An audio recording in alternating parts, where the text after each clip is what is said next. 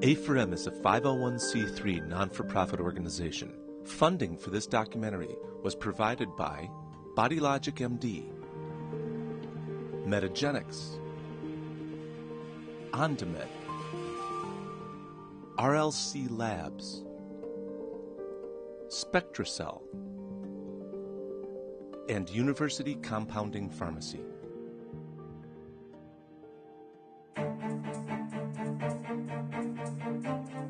The future of your healthcare is in your own hands. It's not in the hands of somebody else, not in the hands of the FDA, not in the hands of the AMA, not in the hands of government regulators or Obamacare. Your healthcare destiny belongs to you, and it should be a collaboration between yourself and your physician. That's the healing relationship. It should not be yourself, a government agency, another government agency, another government agency, an insurance company, the AMA, the FDA, this agency, that agency, and then your doctor over here. Because guess what? Your doctor is no longer working for you. He's working for all these other people. And he must answer to all these other people instead of to you. No, the healing relationship occurs between you and your physician. And that's where health and that's where healing happens.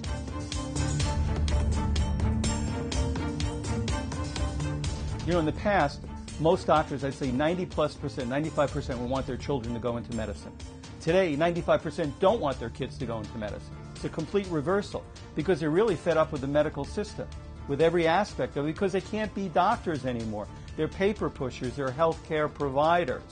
They can't practice the art of medicine anymore. I was getting squeezed by the insurance company, needing to prescribe medicine in a way that the insurance company told me was right, rather than the way that I felt was right. And I wasn't happy in the type of medicine I was practicing because I felt like I wasn't really helping anybody. I was writing a prescription and then they have a side effect from the drug, and then if you have more than one drug, then you have interactions, and medicine just became a very unhappy place to be.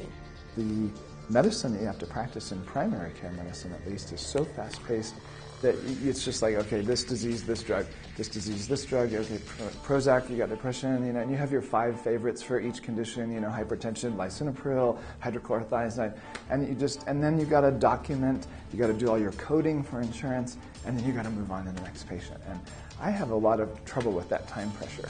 I find myself going home, thinking all night, wondering, did I think about the right thing? What if her abdominal pain was something else?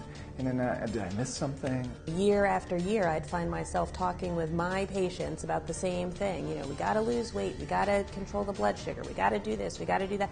And they needed help more than what I could give them in our normal 7-minute office visit. In conventional medicine nowadays, the average doctor visit only lasts 6 to 7 minutes. So doctors, in their defense, they don't have time to figure out what's really at the root cause of what's going on. So we're a society that's now used to what I call a pill for every ill. You come into the doctor's office, you complain of something going on, they write you a prescription for it. You complain of something else, they write you another prescription. There's no getting to the root cause of what might be the issue. In Western medicine, we are too influenced by the pharmaceutical companies. We tend to try to heal people with drugs. Our body is like a biochemical factory. It needs nutrients in and toxins out in order to function properly. The drugs are just not part of the normal physiological biochemical equation because your biochemical factory runs on nutrients, not on drugs.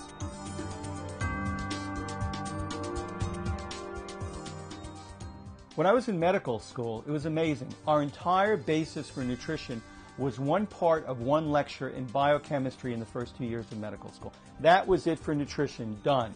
In the whole 4 years of medical school, I had one 30-minute class on nutrition. I had taught medical school, and I know what we taught them about nutrition and biochemistry, and their knowledge was very minuscule.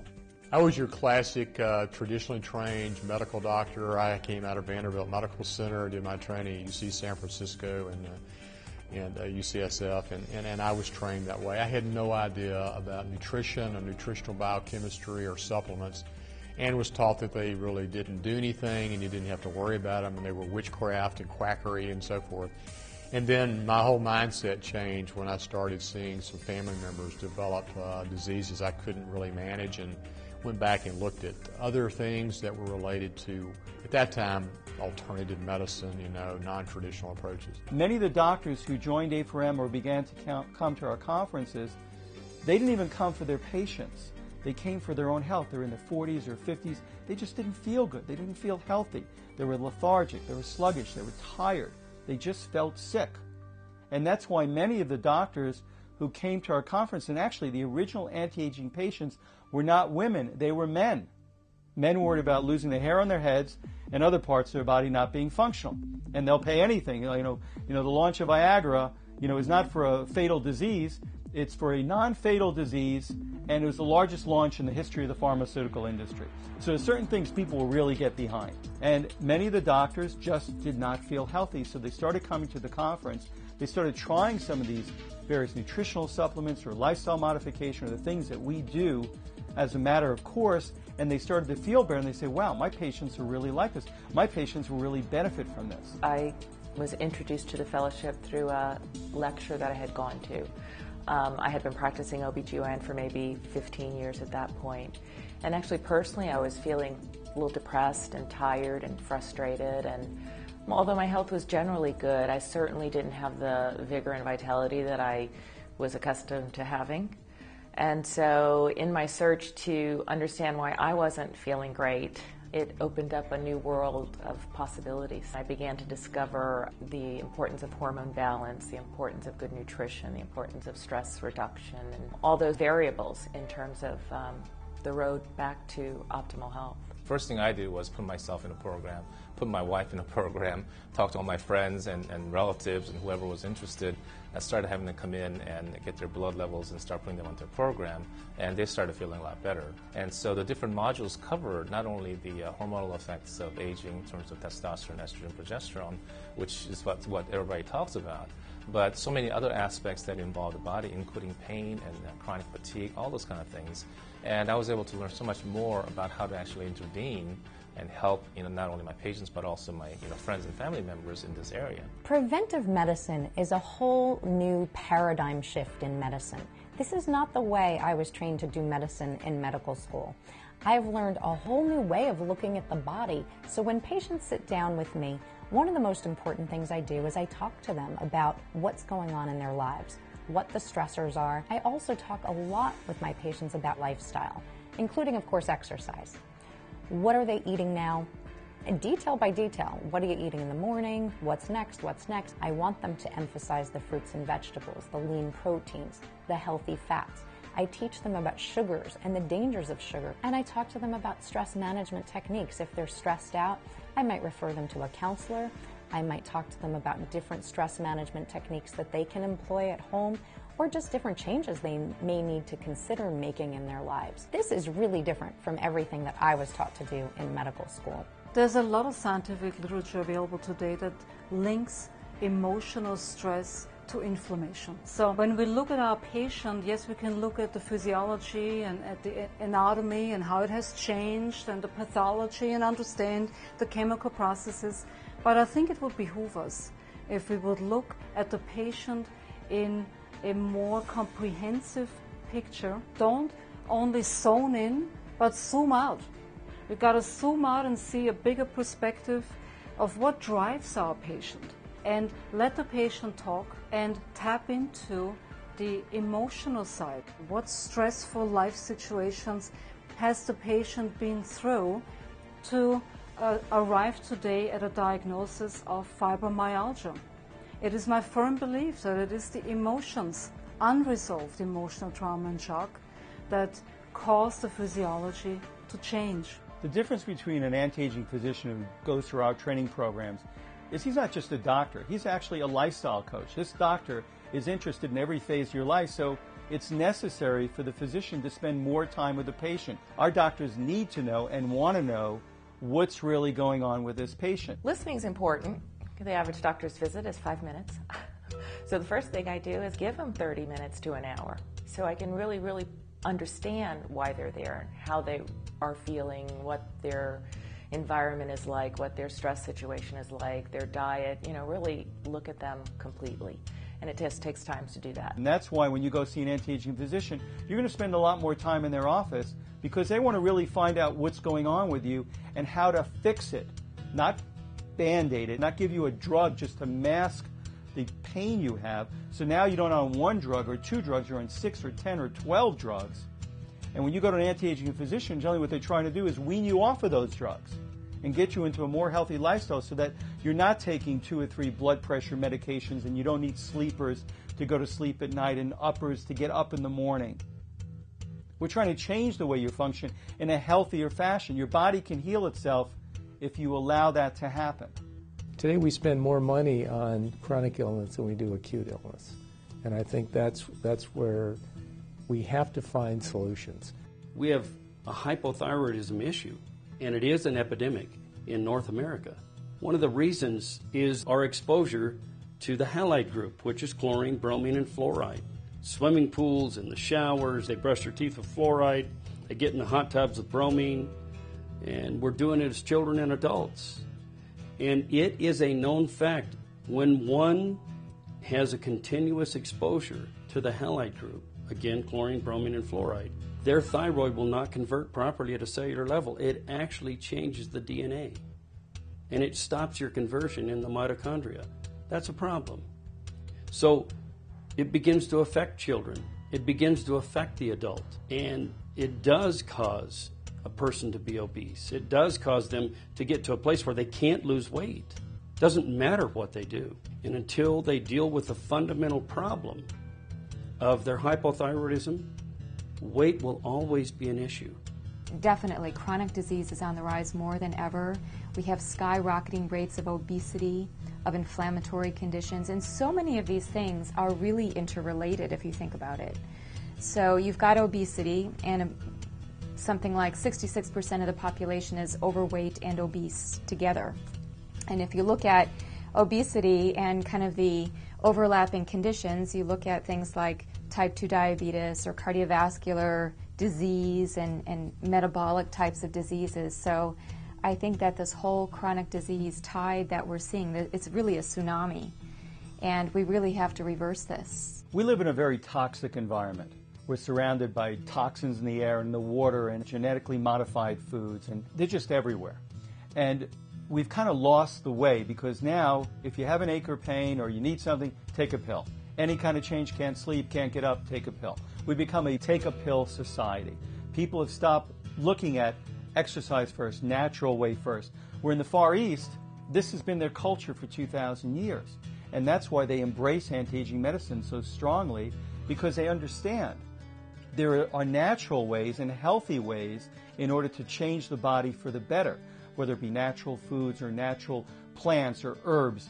And they're not as hung up in the quick take a pill, quick fix. They're looking more long term. That's why you'll see 70, 80, 90-year-old Chinese seniors doing Tai Chi Chuan or martial arts or all kinds of exercise on a daily basis as part of their culture. Our culture is to sit in front of the TV, put on the video games or put on the movie and eat potato chips and whatever fast food we can get, and that's part of our culture, sedentary, unhealthy foods, and that's why obesity is just rampant. 80% of the diseases that doctors are dealing with today are lifestyle-based. And what's so important about that is that we can change those. We can help patients change disease. We can help them reverse the course. What we've learned in the area of regenerative medicine is that through lifestyle changes, including changes in nutrition, exercise, stress management, detoxification, and management of bioidentical hormones, that we are able to help patients to a much healthier place.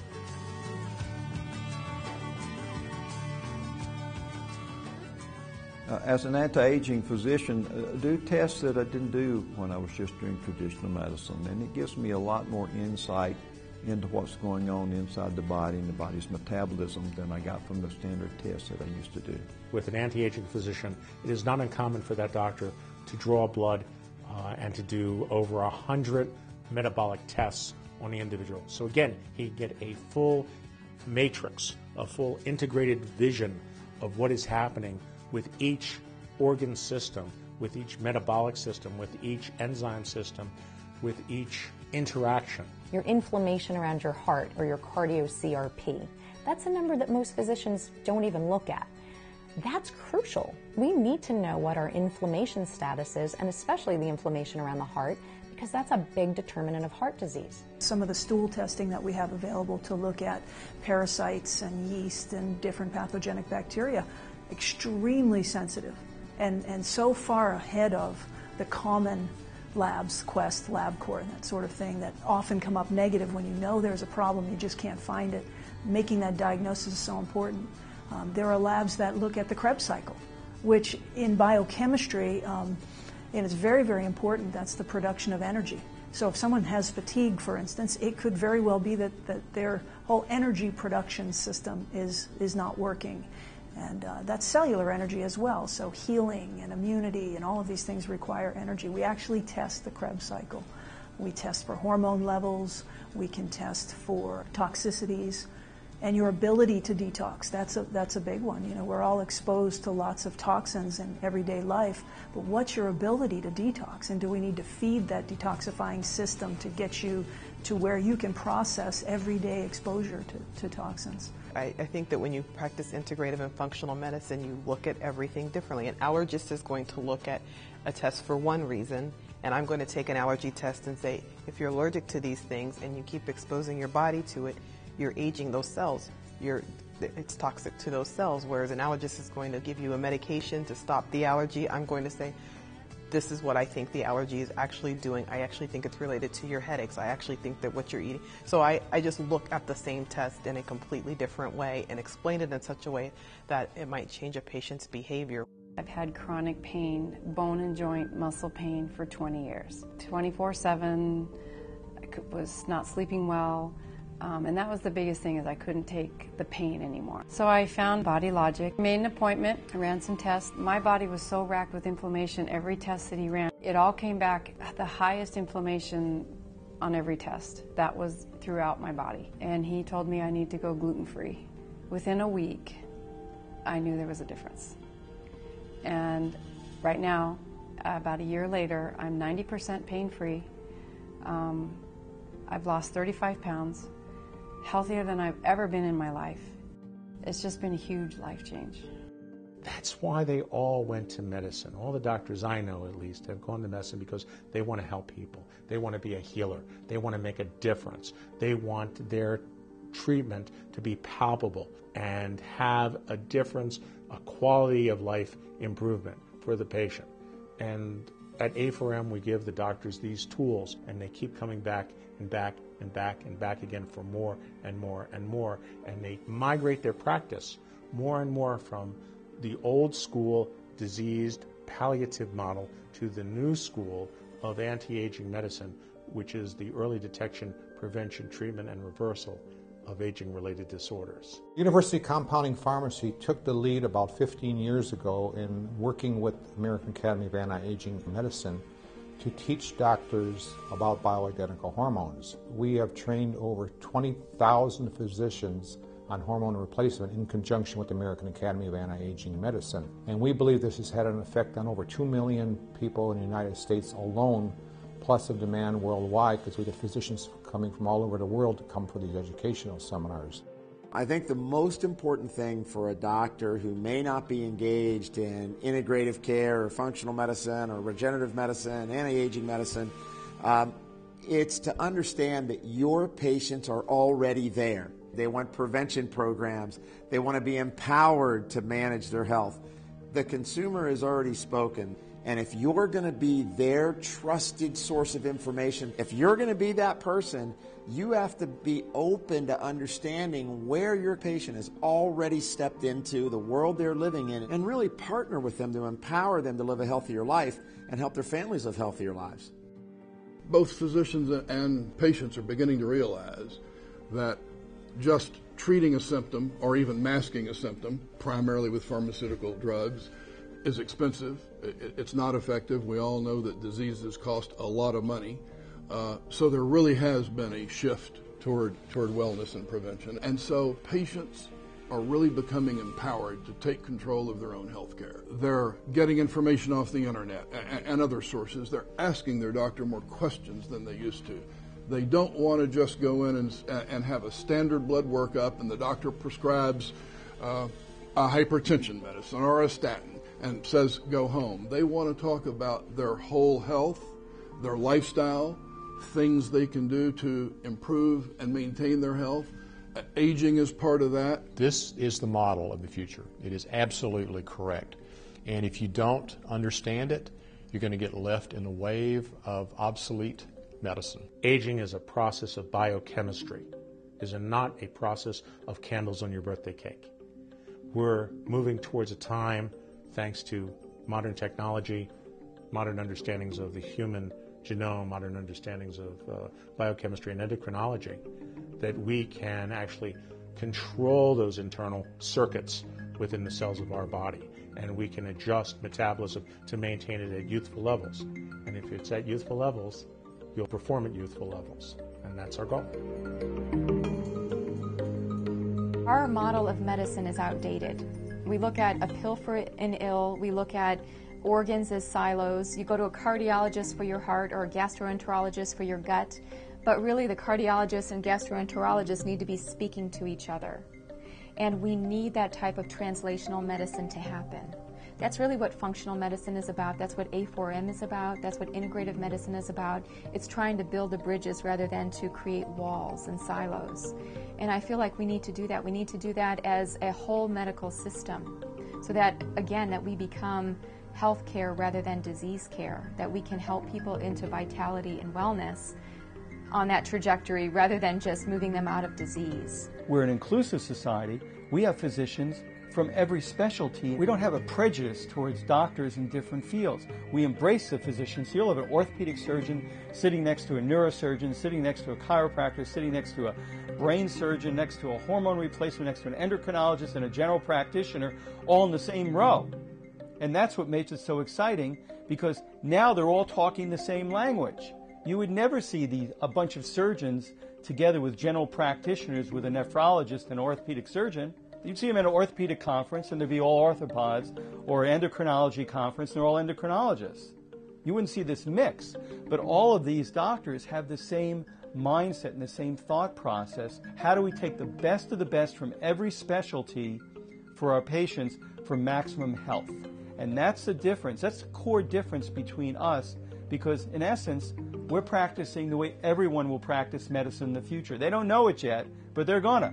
We are changing the paradigm of healthcare, focusing on the early detection, prevention, treatment, and reversal of aging-related disorders.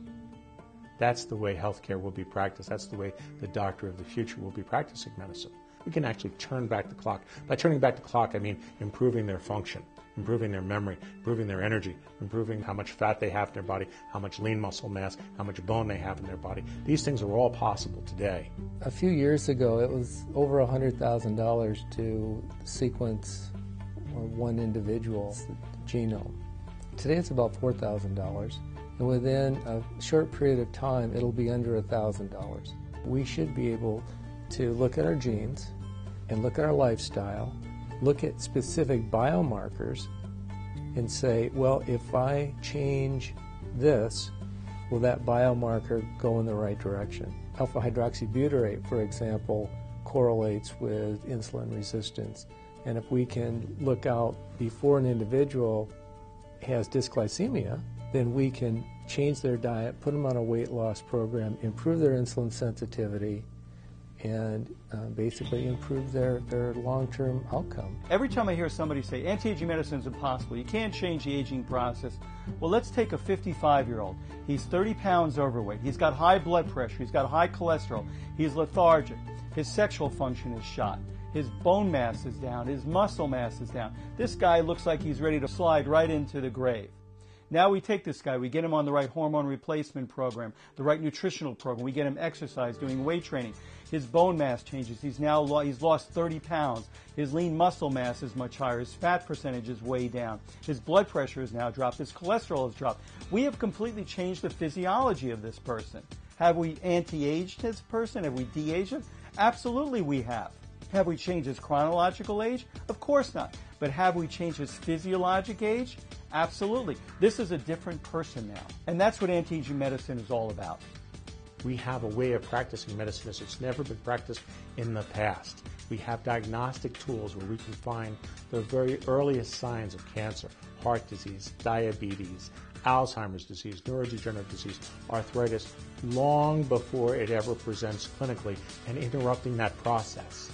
If you interrupt the process of disease, you never get the clinical manifestation of disease. If I can spot them 5 years early, 10 years early, 15 years early, before they ever manifest clinically, I can stop them, I can inhibit them, I can lock them up, I can tie them up so that they never progress to the point where they're going to affect the quality or the quantity of my potential lifespan. And so where a cancer will take away perhaps 20 years of my potential lifespan, or a heart attack will take away 30 or 40 years of my potential lifespan, or Alzheimer's will take away 10 years or 15 years of my potential lifespan. If I can detect these diseases early and I can inhibit them, I can lock them up, I can tie them in knots, I can stop the metabolic degenerative process from progressing, then I have essentially a cure for that disorder. And that is a revolution in healthcare. It means an extra 20, 30 years or more of lifespan for every man, woman, and child today who embraces the anti-aging technologies. We talk about the longevity dividend, and our explanation for that is as follows. The longest lived cohort of women in the United States are Asian American women in Bergen County, New Jersey. They live 91.5 years of age on average. That's the longest living population on the planet that we know of. 91.5 years of age on average. And they are enjoying the benefits of anti-aging medicine. They're well educated, they have money, they're right across the river from New York City, and they have the access to the highest technology medicine. They have the best insurance, they have the best health care, and they're Asian, and so their focus is on prevention. And so they enjoy the benefits of the best of anti-aging medicine, versus a similar cohort in South Dakota who are American Indians living on a reservation, female American Indians, whose life expectancy is about 64 years of age. If you look at that difference, it's about 25 years difference. Now, why is that? Why are women in South Dakota living on an Indian reservation, who are getting free health care, by the way, who are getting the very best government-offered HMO Indian service health care that's available, free, and they live 64 years of age, and the women in Bergen County who pay for their health care are living 91 years of age? What is the difference? The difference is just that.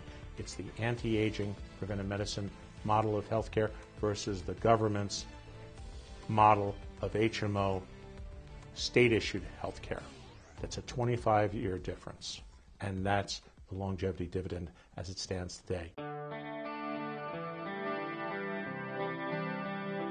All things have humble beginnings, and A4M, we had ours as well. When we started out, we only started out with 12 doctors who we flew to Chicago to discuss developing a whole new field of medicine, which we ended up terming anti-aging medicine.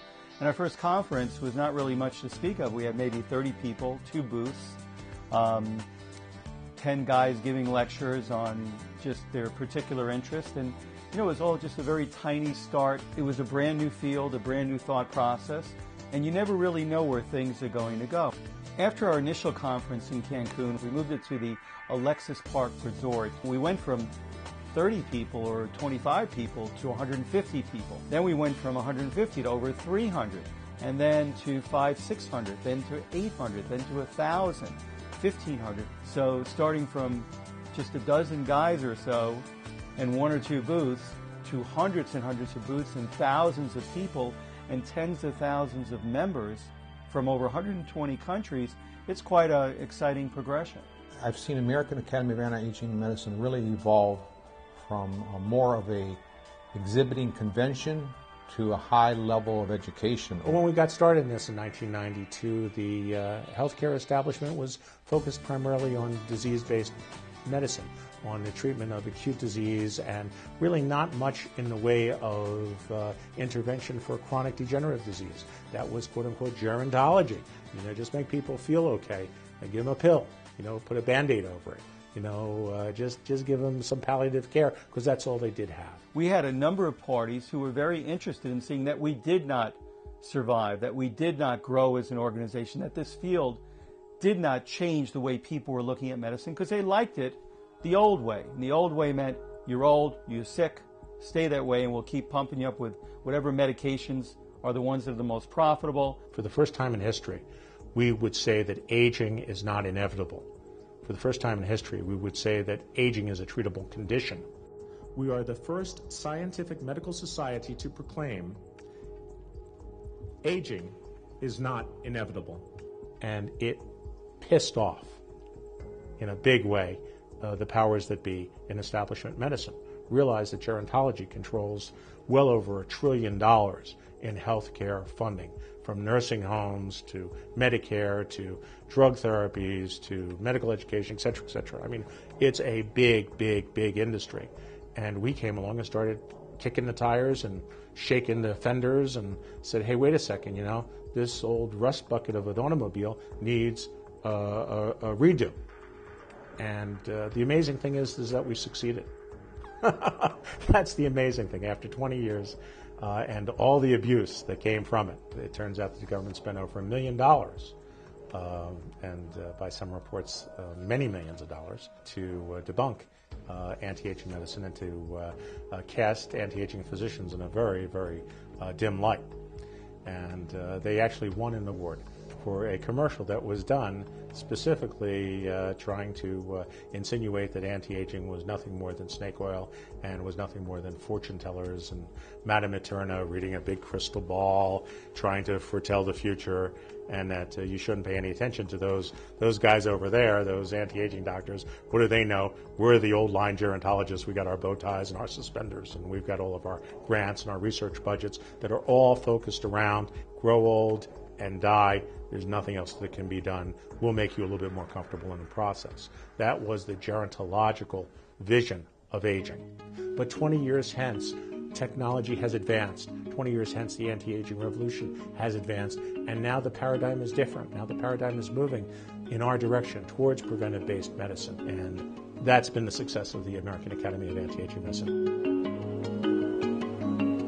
Over the past 20 years, anti-aging has grown from a market size of $0 to something like $169 billion right now. And it's continuing to increase at about 9.5% per year. It was really a small cottage industry of very, very tiny companies.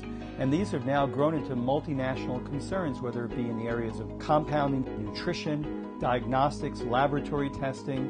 It's now become highly specific, highly scientific, and this has been very fulfilling and exciting to see these industries grow around and as part of the field of anti-aging and regenerative medicine.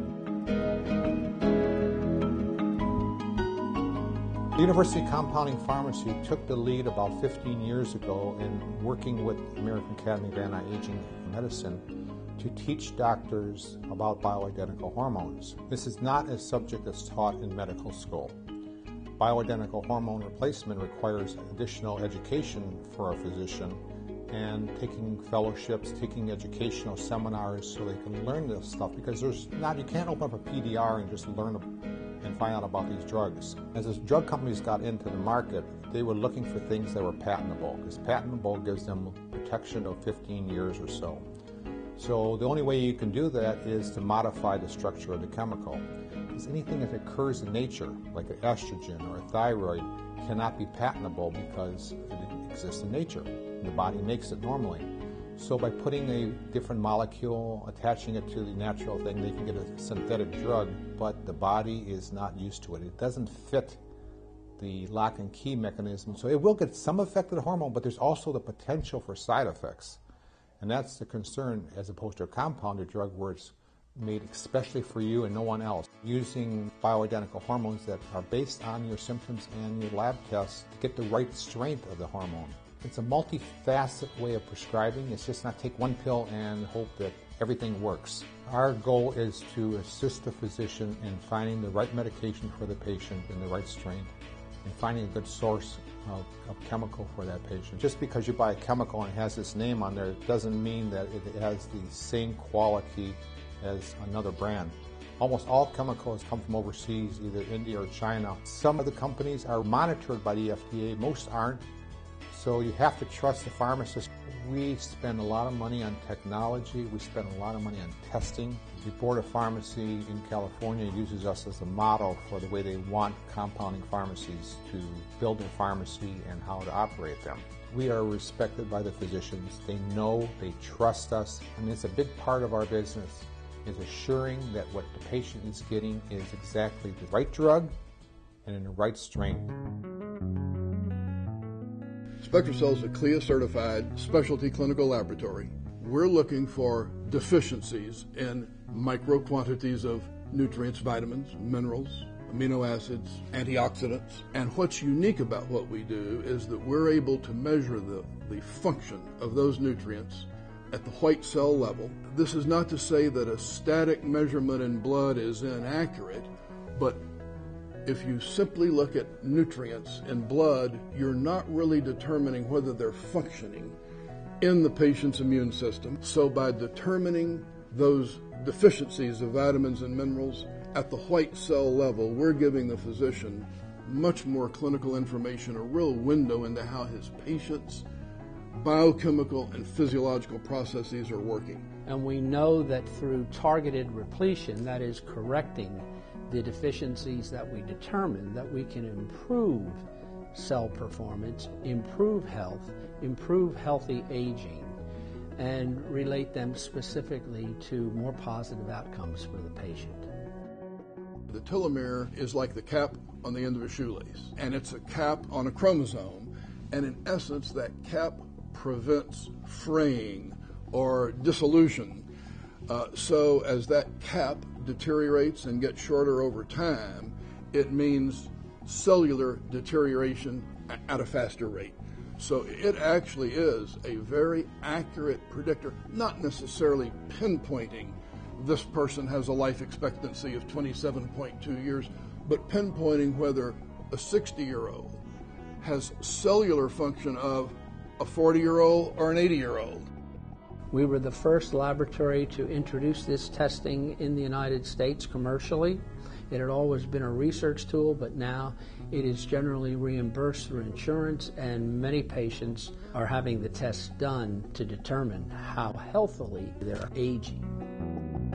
We now know that over 50% of patients who suffer myocardial infarctions have normal cholesterol levels. So there's more to cardiovascular disease than just cholesterol.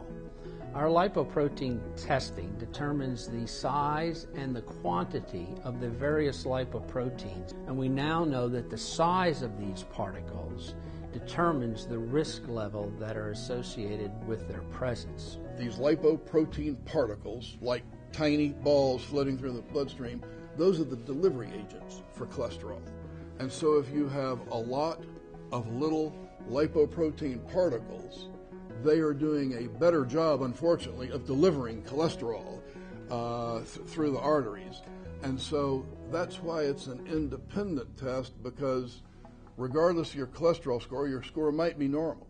But if you have a bad score for lipoprotein particles, it still means you're getting more cholesterol deposited in your arteries than is healthy. So what we do here at Metagenics in our metaproteomics lab, we screen extracts of phytochemicals in models of disease. So a model might be an inflammation model of rheumatoid arthritis, or osteoarthritis, or insulin resistance, using macrophages, monocytes, fat cells, muscle cells, etc. And we look at specific endpoints. So, for example, if we're looking for an anti-inflammatory as a nutraceutical or a medical food, for example, we can look at drugs and we can say, well, there's aspirin. We know that it's a COX-1 and COX-2 direct inhibitor. We can look at the more specific COX-2 inhibitors like Celebrex and Vioxx, and we can say, well, were they an improvement? Did they really prevent GI problems? What were the side effects that they've had? And we can look at that body of data and we can say, well, perhaps we've got another approach. Maybe nature is really smart And these phytochemicals, maybe they're modulating these signaling systems.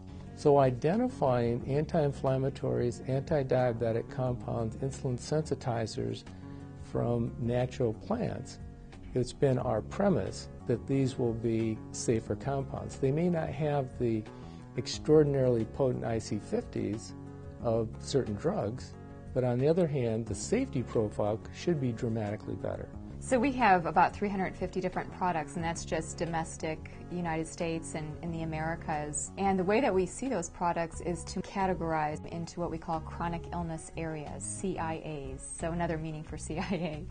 But it's essentially looking at these different clinical condition buckets, if you will. So cardiometabolic syndrome, looking at inflammation, hormonal health, looking at detoxification, looking at just general wellness.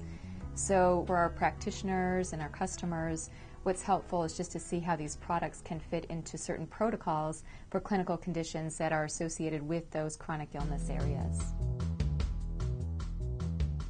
Today, the thyroid drug is the second largest prescribed drug in the world.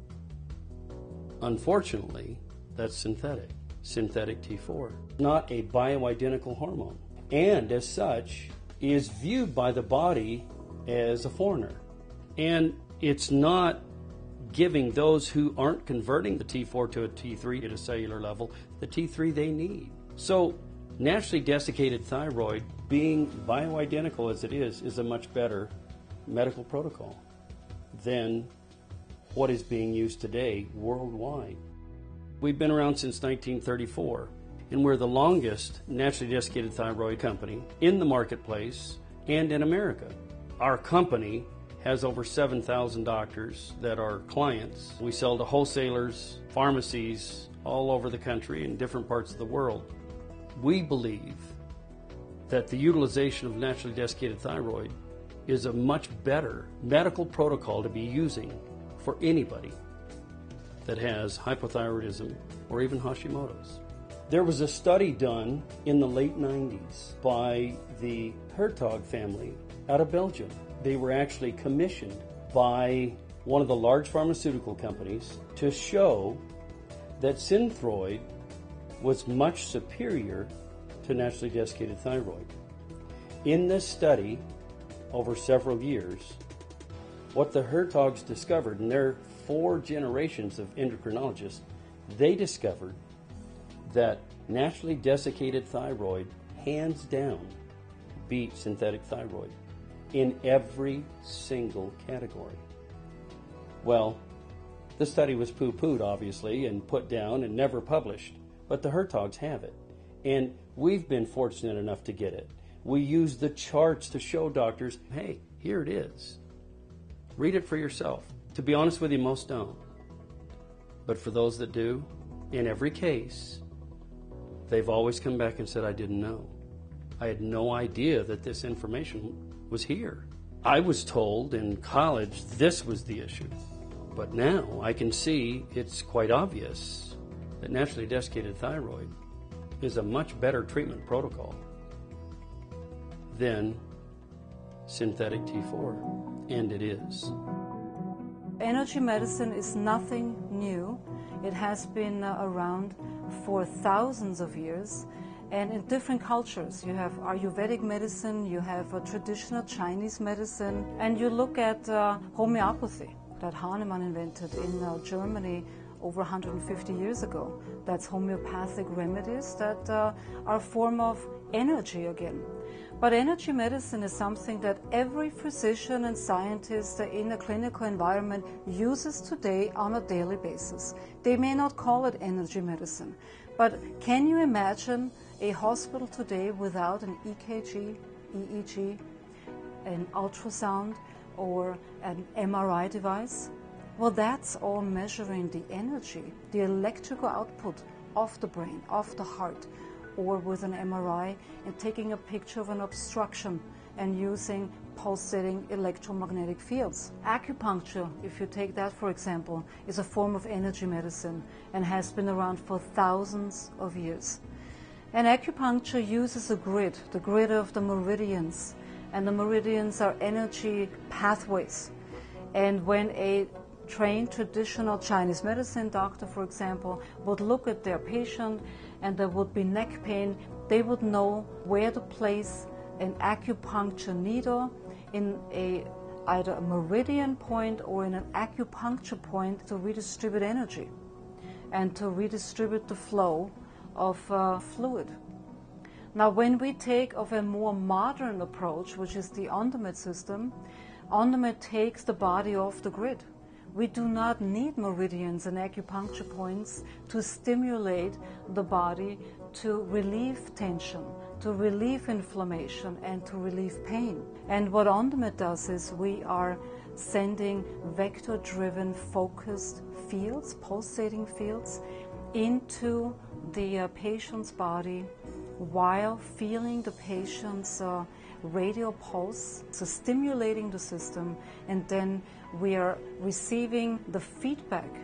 We can get to the underlying reason of why the pain is there and stimulate the dysfunctional side responsible for the pain. It is an intelligent system that helps us to get a different perspective of the patient, to find dysfunctional tissue areas that may be areas of infection, of inflammation, scar tissue, emotional trauma or shock that is unresolved and still residing on a cellular basis in form of a memory.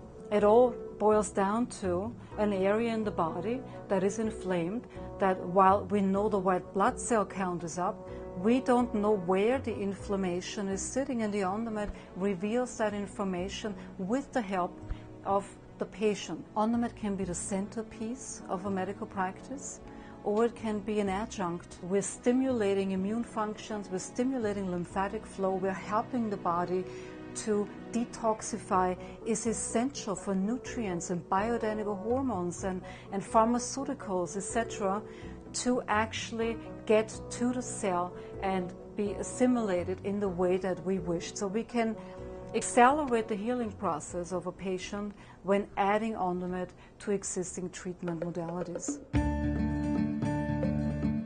In traditional medicine, which is primarily covered by insurance, most of their patients come from the insurance book. But in this field, as the doctors attempt to get into this form of medicine where insurance is primarily not involved, they're having a great deal of trouble actually finding patients to come to their practice. And even when those patients come, they're having even more difficulty in how to manage the entire administrative process of actually doing the work. Because what doctors really need to do, and doctors that are brilliant really want to do, is actually just spend their time with patients and consultations and helping with the health. It's really not their avenue to want to worry about accounting and technology and legal issues or even marketing or administrative and operations or the billion other things you have to do to effectively run an office. And the first few doctors that came to me were primarily looking for me to solve that for them. How on earth would I be able to start a practice, a brand new practice, in a brand new town where I didn't know anybody and nobody knew me? And how would I ever find patients? Then I met Patrick Savage and learned about Body Logic MD and found out that I would be able to create a practice from the ground up, and that's exactly what they helped me do. They make a complete business plan that's going to show you how many patients you're going to get per month, what you're going to make per month, and when you're going to be able to pay your loans back, etc. It's a whole financial model. It's all the stuff that we're not really trained to do as doctors, which is being a business owner. Body Logic MD really has you covered, which was a real great comfort to me in starting my practice.